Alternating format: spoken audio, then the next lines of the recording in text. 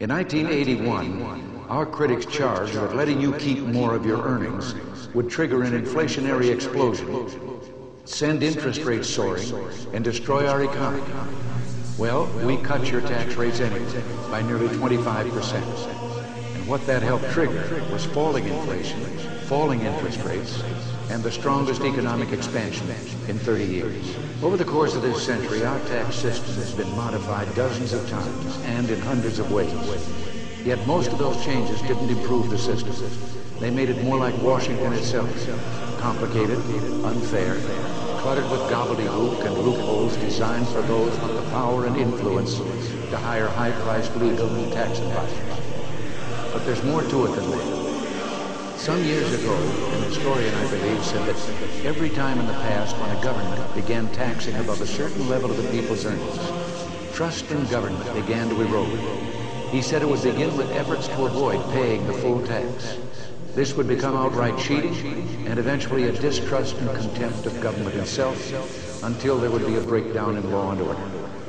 Well, how many times have we heard people brag about clever schemes to avoid paying taxes, or watched luxuries casually written off to be paid for by somebody else, that somebody being you?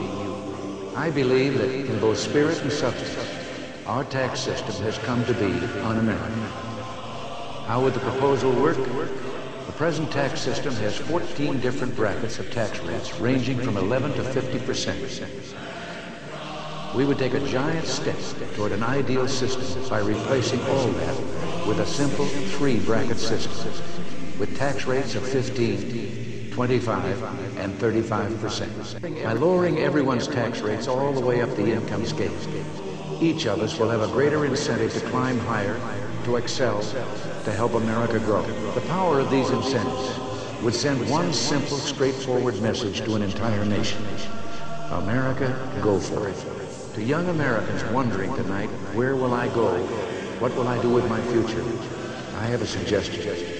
Why not set out with your friends on the path of adventure and try to start up your own business? Follow in the footsteps of those 2 college students who launched one of America's great computer firms from the garage behind their house. You too can help us unlock the doors to a golden future. You too can become leaders in this great new era of progress, the age of the entrepreneur. Entered office, the national debt was about $994 billion. When Ronald Reagan left office, the national debt had swelled to $2.8 trillion. Love Ronald Reagan or hate him, when Poppy Bush said that Reagan's economic policies would exacerbate the deficit, boy howdy, he wasn't kidding. Hallelujah, his truth is marching on. His truth is marching, marching.